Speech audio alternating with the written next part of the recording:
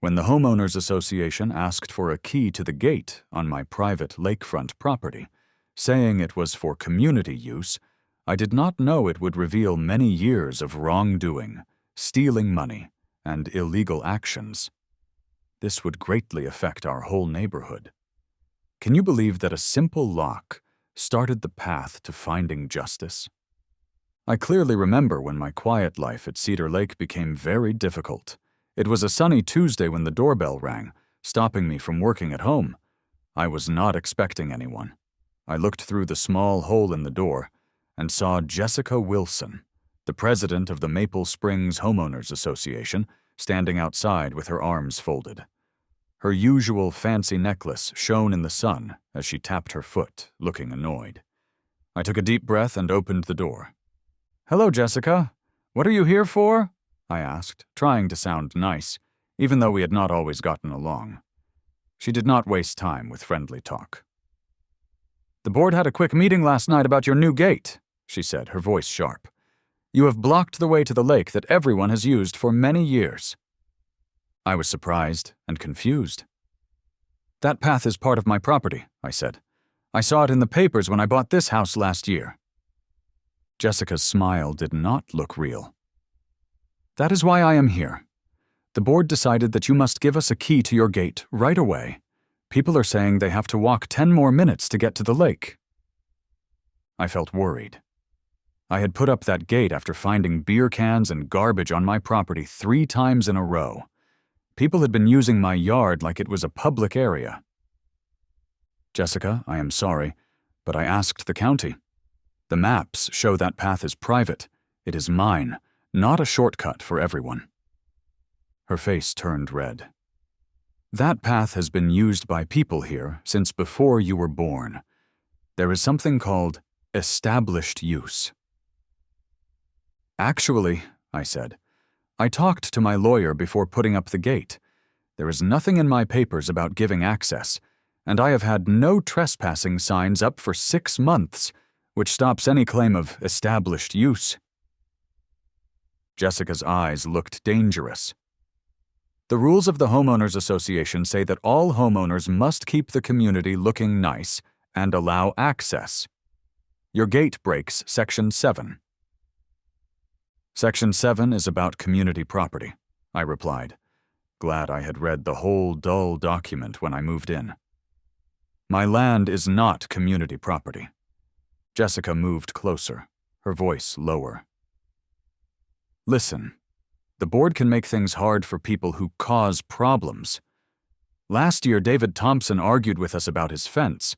He ended up with $122,000 in fines and had to give up part of his house.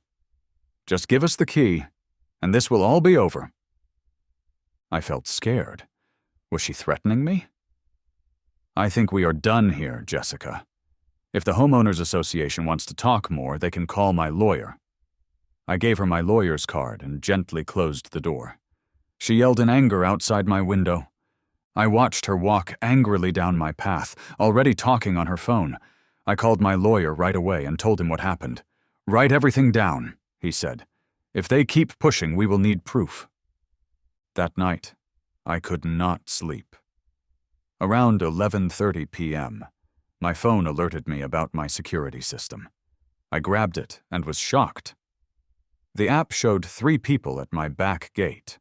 I saw Jessica's blonde hair, along with Robert Davis, the Homeowners Association's money manager, and Michael Thompson, the person in charge of the buildings. Robert was holding something shiny. Was it a tool to cut locks? I started recording on the app and called the police. "There are people trying to break into my property," I told them, my voice shaking. By the time I got dressed and went downstairs, my doorbell rang again. A police officer was there, holding a flashlight. "I am Officer James," he said. "We got a call about people trespassing." I showed him the video, which was still recording. "That is the Homeowners Association board members trying to break my lock." Officer James looked serious. "Let's go see." We walked to my back gate. No one was there, but my lock had deep marks on it. The officer shined his light and found footprints in the dirt. "I will need to make a report," he said. "This is attempted breaking and entering." As he wrote the report, headlights came into my driveway. A silver car stopped, and Jessica got out with Robert. "Officer, thank goodness you are here," Jessica said sweetly. "We were just looking at community property that this homeowner has illegally blocked." Officer James looked at us. "Ma'am, according to county records, this is private property. You were seen trying to damage a lock on private property late at night." Jessica's face looked angry. "This is a homeowners association issue, not for the police. We have rules." "Rules do not go against state law, ma'am," Officer James said. "I suggest you talk to your homeowners association lawyer before doing anything else that could be seen as trespassing or damaging property."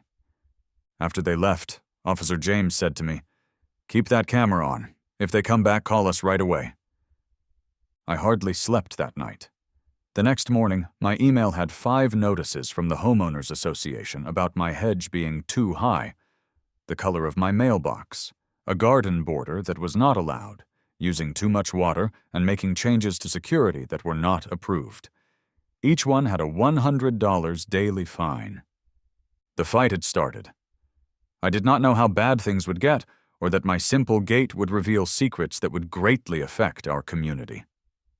At 6:30 a.m., my phone kept buzzing. I got many texts from neighbors I hardly knew. "Did you see what they posted about you? Are you really stopping people from getting to the lake?" The quick meeting tonight is about your property. I rubbed my eyes and opened the Maple Springs Community app. There it was, a special notice from Jessica. "Homeowner stops use of lake path. Quick meeting tonight at 7 p.m. at the clubhouse. All homeowners must come." Below was a picture of my gate, saying I was ruining community value and keeping access that people had enjoyed for many years. My hands shook with anger. The post already had 47 comments, most from people I did not know, calling me selfish and saying the homeowners association should do something.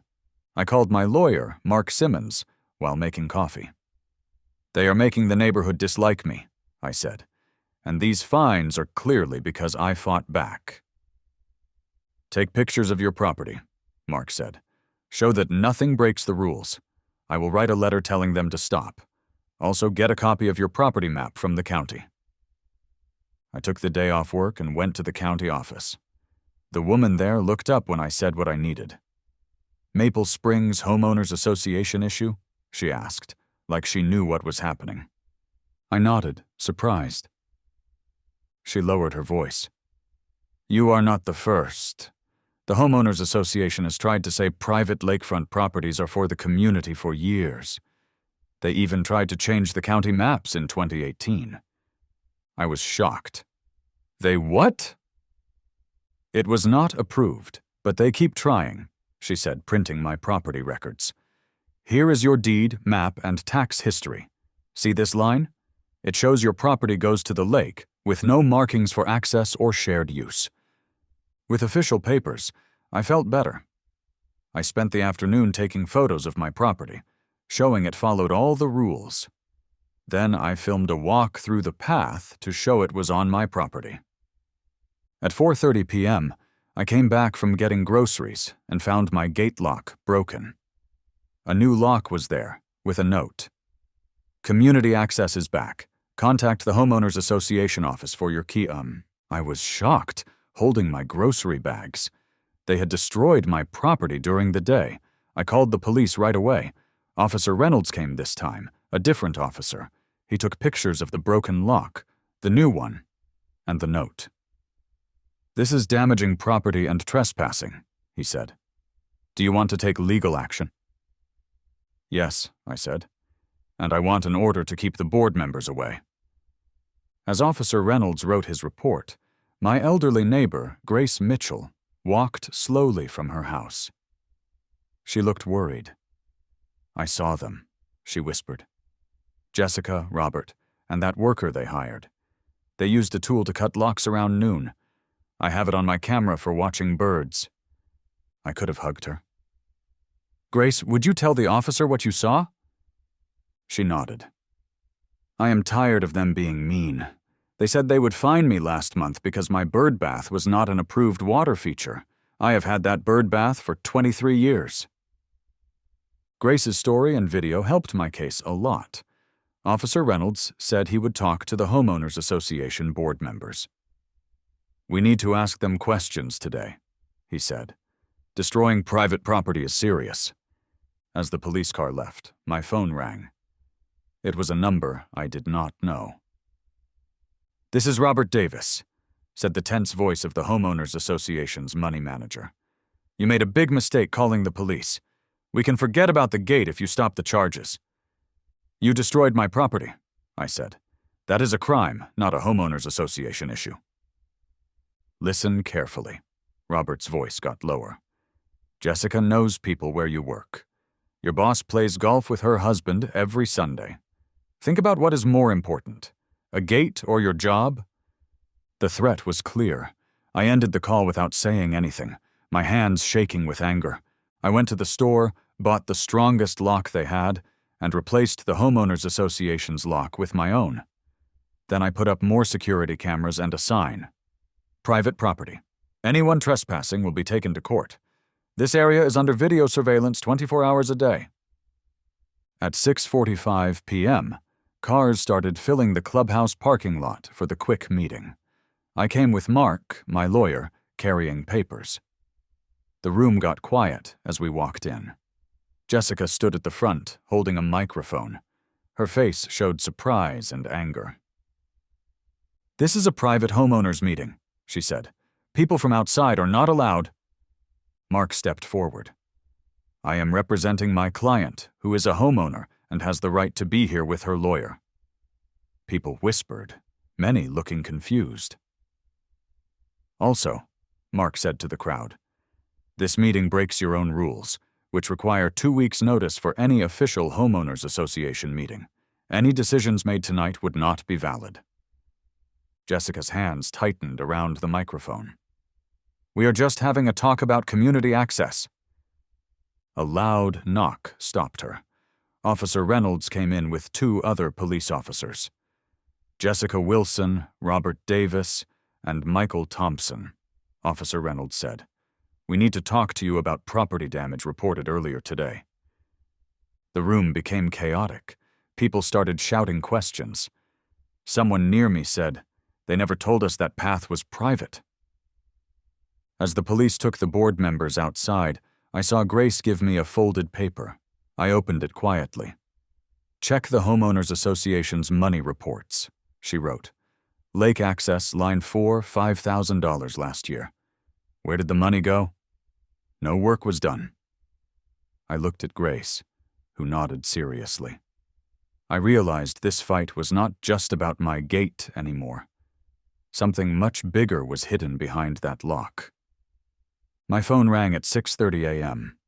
It was Grace, my elderly neighbor who lived nearby. "They are outside your house," she whispered. "Jessica and the whole Homeowners Association board. They look mad." I looked through my blinds and saw them, 5 people in nice clothes blocking my driveway. Jessica stood in front, tapping her foot. "Thanks for warning me, Grace," I said. I needed to go to work, but I could not avoid this. I grabbed my phone, opened the recording app, and pressed record. I felt I would need proof of what was about to happen. I took a deep breath and stepped outside. "Good morning," I said calmly, though I was nervous. "Is there a reason you are all blocking my driveway?" Jessica stepped forward. "Stop the police report now," she said, her voice low and threatening. "The board has decided that your actions are against the community." "What that means," added Robert, the money manager, "is that we are giving you one chance to be nice before things get bad." I held my phone up, making sure they saw it was recording. "Are you threatening me? Because that is what it sounds like." "We are protecting community interests," Robert said. That path has been used for 20 years. It is a tradition. Not legally, I said, and not anymore. The property map clearly shows. Nobody cares about your map, Jessica said, moving closer. Do you know who I am in this community? My husband plays golf with the mayor. I am in charge of 3 charity groups. The others nodded, as if her importance changed property law. That is great, I said, but it does not give you the right to break into my property or put locks on my gate.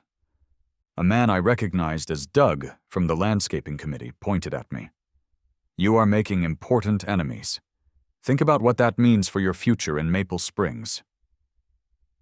I am going to be late for work, I said, walking toward my car. Please move. They moved, but Jessica was not done. She gave me an official-looking paper. Special charge. The board voted last night. Your property needs more security because of your problems. $500 is due by Friday. I took the paper without opening it. My lawyer will look at this. Now, if you will excuse me. As I drove away, I watched them in my mirror, talking quietly. My hands shook on the steering wheel. This was not just about a gate anymore. At work, I could hardly focus. During lunch, I called my lawyer and sent him the recording. Then I called Officer Reynolds to tell him what happened. They cannot make special charges for specific homeowners, my lawyer said. That is unfair. Keep writing everything down. I was finishing a project when my phone got many messages, all saying the same thing. Quick Homeowners Association meeting tonight at 7 p.m. The strange part was, I had not received any notice, even though I was a homeowner. Grace called me, her voice shaking. I just got back from the doctor, and there are signs all over about a quick meeting. But when I called Jessica to ask what it was about, she said it was for homeowners who were following the rules. I felt scared. What are they planning, Grace? I do not know, she whispered, but Nate from down the street said they are voting on something big. He heard Jessica on the phone saying they needed to make an example. Then she told me the shocking news. They are voting to take part of your house, Grace said.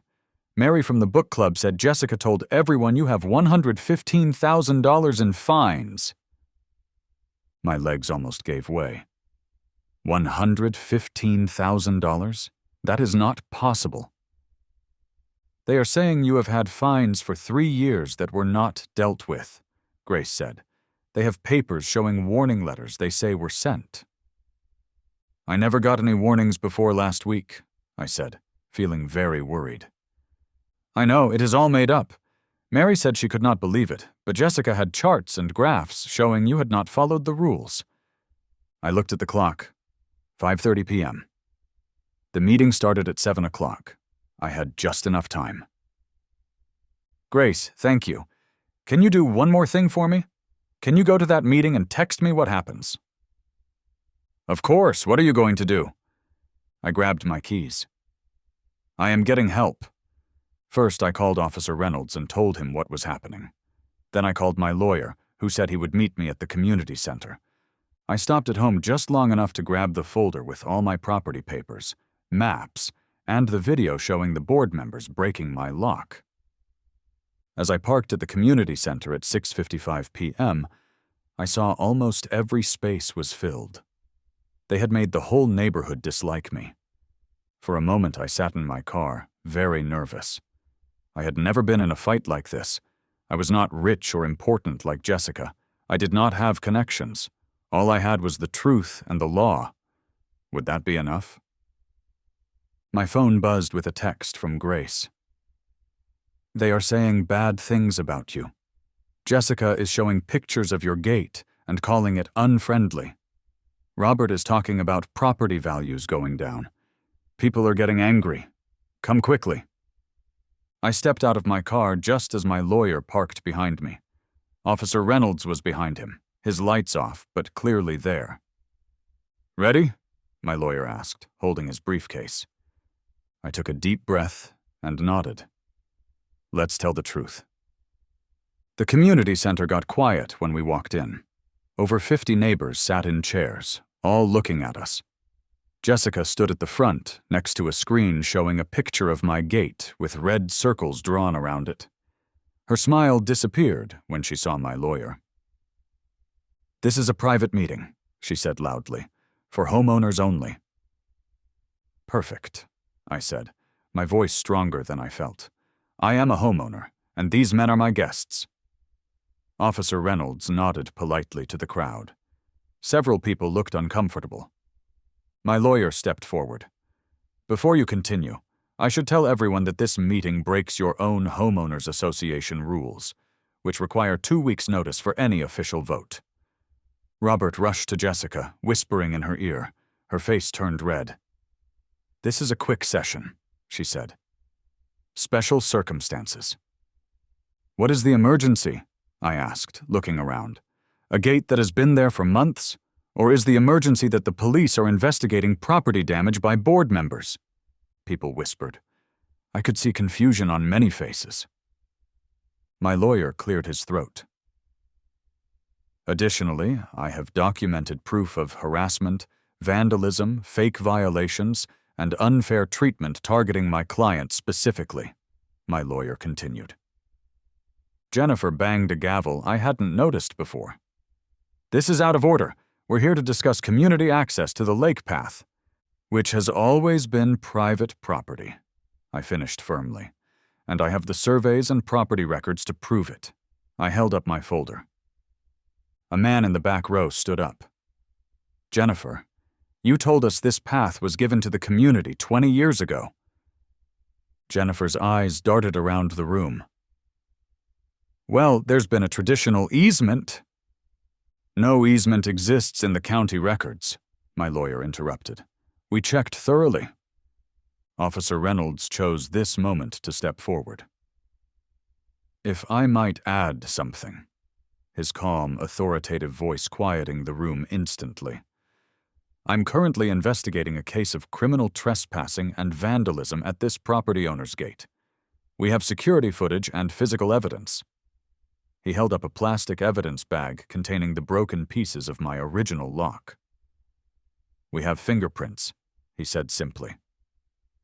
The room erupted. Neighbors turned to each other in shock. A woman near the front stood up angrily. "You said this homeowner was vandalizing community property," she shouted at Jennifer. "You never said anything about this being private land." Jennifer pounded her gavel desperately. "Order! We need order!" But the meeting was dissolving into chaos. My neighbor, Thomas, a quiet accountant I'd barely spoken to before, approached me. "Is it true they broke into your property?" he asked, looking troubled. I nodded and showed him the security footage on my phone. His eyes widened. "They told everyone you were trying to block lake access that had been community property for decades," he said. "They even added $50 to our quarterly dues last year for lake path maintenance." Something clicked in my mind. Wait, they've been charging everyone for maintaining my private property? Thomas nodded grimly. "And they raised it again this year." My lawyer overheard this exchange and made a note. "That could constitute fraud," he murmured to me. Across the room, Grace was talking animatedly to a group of elderly neighbors, pointing occasionally in my direction. I could see heads nodding sympathetically. Jennifer, seeing she was losing control, tried a new tactic. "This is exactly what happens when outsiders move into established communities," she shouted over the noise. "They don't respect our traditions." The room quieted slightly as people turned to look at me. It was a desperate play to the community's fear of change. I took a deep breath and spoke clearly, so everyone could hear. "I'm not an outsider trying to change things. I'm a homeowner protecting my legal property rights. And I've discovered that your board has been charging all of you for access to and maintenance of property they don't own." Robert leaped up. "That's a lie! We have—" He stopped abruptly, looking at Jennifer for help. "We have documentation," Jennifer finished weakly. "Show us," called several voices at once. Officer Reynolds stepped forward again. Actually, I'd be very interested in seeing that documentation as well. It could be relevant to our investigation. Jennifer's face had turned ashen. This meeting is adjourned, she declared, gathering her papers hastily. But it was too late. The damage was done.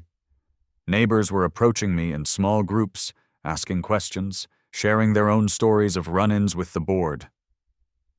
They fined me $200 for having my garbage can out 12 hours early when my daughter was in the hospital, one woman told me tearfully. They rejected my fence permit 3 times, then approved the exact same design when I hired Jennifer's brother's company to build it, added another. As the crowd thinned, Thomas approached me again, this time with a serious expression. I'm an accountant, he said quietly, and I've always wondered about the HOA finances. They haven't published detailed statements in years, just summaries. If they've been charging for path maintenance on private property, then where did that money actually go? Exactly, I finished for him. My lawyer overheard this and pulled me aside. We should file for discovery of all HOA financial records, he suggested. If there's financial impropriety on top of everything else, this could be much bigger than a dispute over a gate. Officer Reynolds joined our huddle. I've taken statements from several witnesses who saw board members tampering with your property. We have enough to proceed with charges if you want to press them. I looked around the room. Jennifer and the other board members had disappeared, but most of my neighbors remained, talking in small clusters, occasionally glancing my way. This wasn't just about my gate anymore. This was about a community that had been manipulated and deceived. I want to press charges, I decided, and I want to see those financial records. As we left the community center, Grace hurried up to walk beside me. You were wonderful, she said, patting my arm. So brave. Thank you for warning me, I replied. I couldn't have done this without you. She smiled mischievously. Oh, I'm not done yet. I've been keeping notes on every board meeting for the past 5 years. Every inconsistency, every strange decision, I never thought I'd have a chance to use them. I looked at her with newfound respect. Grace, would you be willing to share those notes with my lawyer? Her eyes twinkled. I thought you'd never ask. As I drove home that night, I felt something I hadn't expected, a sense of purpose. This fight wasn't just for me anymore. It was for Grace, for Thomas, for every neighbor who'd been bullied and misled. The battle for my gate had uncovered something much darker lurking in our pleasant community. And now, with allies at my side, I was determined to bring it all to light. What would tomorrow bring? I sat quietly in the back of the courtroom, watching Jennifer fidget nervously as my lawyer spread documents across the table. What started as a simple gate dispute was about to blow the lid off something much bigger. Your Honor, my lawyer said, during discovery, we found disturbing financial irregularities that directly connect to this case. Jennifer's lawyer jumped up. Objection! This is about a property line dispute, not finances. The judge peered over his glasses. I'll allow it. These documents were properly submitted during discovery. My heart pounded as my lawyer clicked to the first slide. It showed a glossy HOA brochure with a photo of my lakefront path, labeled Community Lake Access. I'd never seen this brochure before. For 7 years, my lawyer explained, the HOA has been advertising my client's private property as a community amenity. They've increased dues 3 times, citing maintenance costs for this path. Murmurs rippled through the crowd of neighbors who'd come to watch. Grace, my elderly neighbor, gasped loudly. Furthermore, my lawyer continued, we've uncovered payments totaling $127,000 to a company called Lakeside Maintenance, LLC.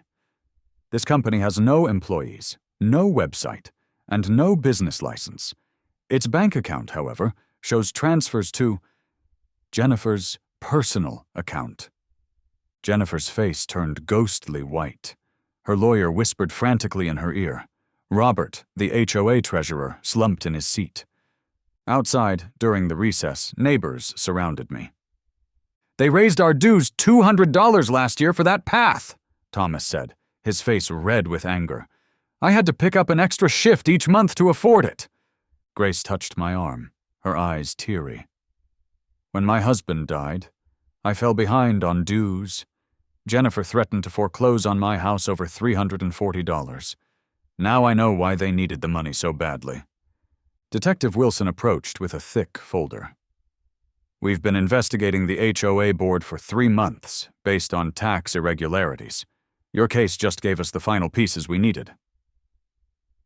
When court resumed, Jennifer's lawyer requested a private meeting with the judge. 20 minutes later, the judge returned. "Based on new information, the district attorney is filing criminal charges against Jennifer Lewis, Robert Thompson, and Diane Miller for embezzlement, fraud, and criminal conspiracy. Court officers will take them into custody." As Jennifer was led away in handcuffs, she locked eyes with me. "This isn't over," she hissed. That evening, news vans lined our street. My phone rang constantly. The story had caught fire. A small gate dispute had uncovered years of corruption. A court-appointed administrator called an emergency HOA meeting the following week. The community center was packed.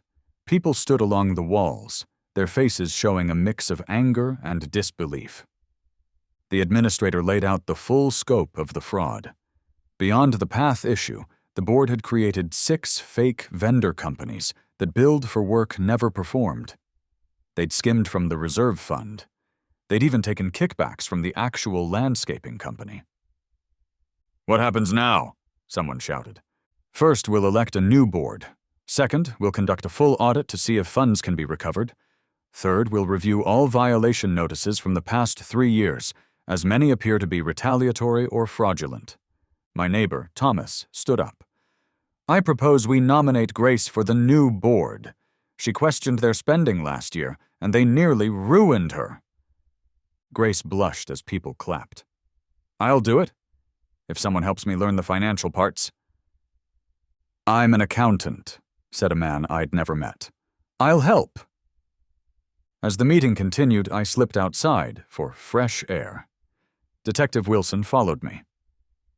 "You should know," he said quietly. "We found a journal in Jennifer's home office. She had a list of problem homeowners, with plans to force them out. Your name was at the top, with notes about catching you on violations until you'd be forced to sell." I shivered, despite the warm evening. "Why me? I hardly knew her before the gate issue." "Your property is the largest on the lake. According to her notes, she has a friend who's a developer. They had plans." From inside, I heard cheering. Looking through the window, I saw Grace standing at the podium, her thin shoulders straight with new confidence. The detective handed me a business card. "The DA will call you tomorrow. This case goes deeper than anyone realized. People in high places were involved. Are you ready for that?"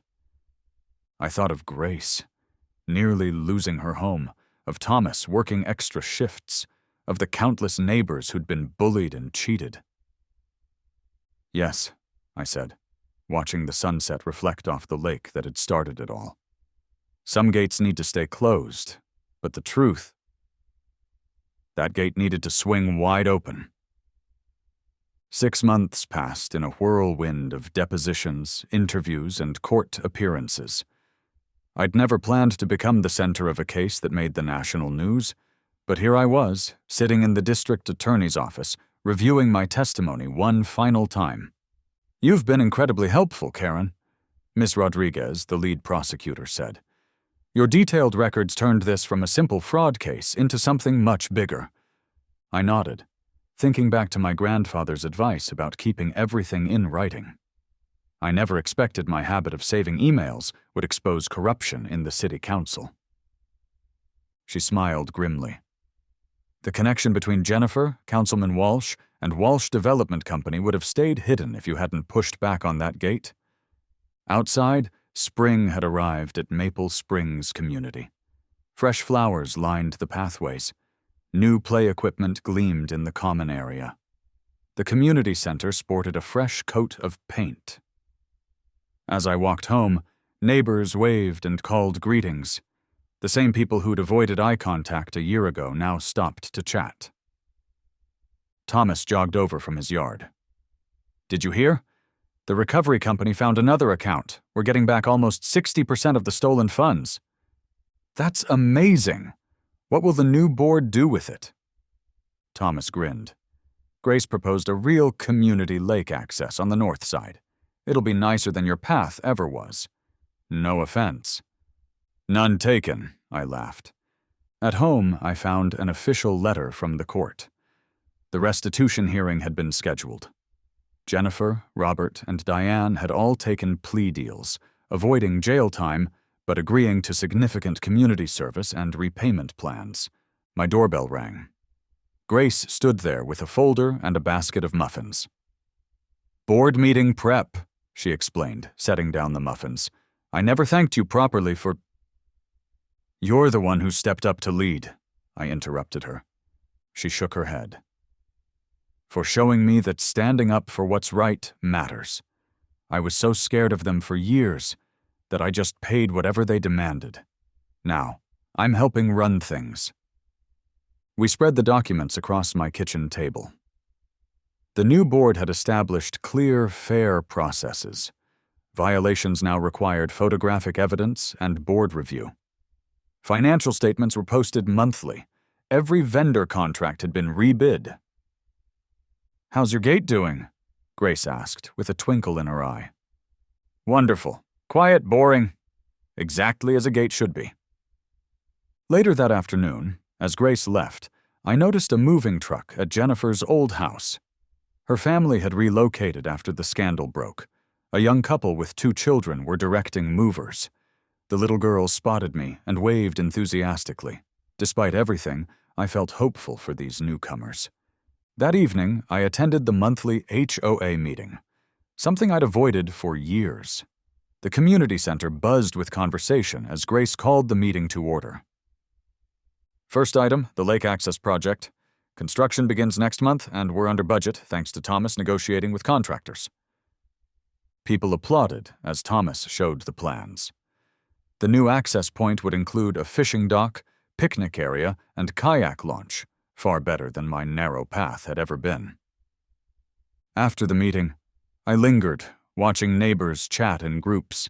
Detective Wilson appeared at my side. "Thought you'd want to know," he said. "Councilman Walsh resigned today. The investigation into the development kickbacks is expanding to 3 other council members." "Will it never end?" I asked, amazed at how far the ripples had spread. He shrugged. "Corruption is like a weed.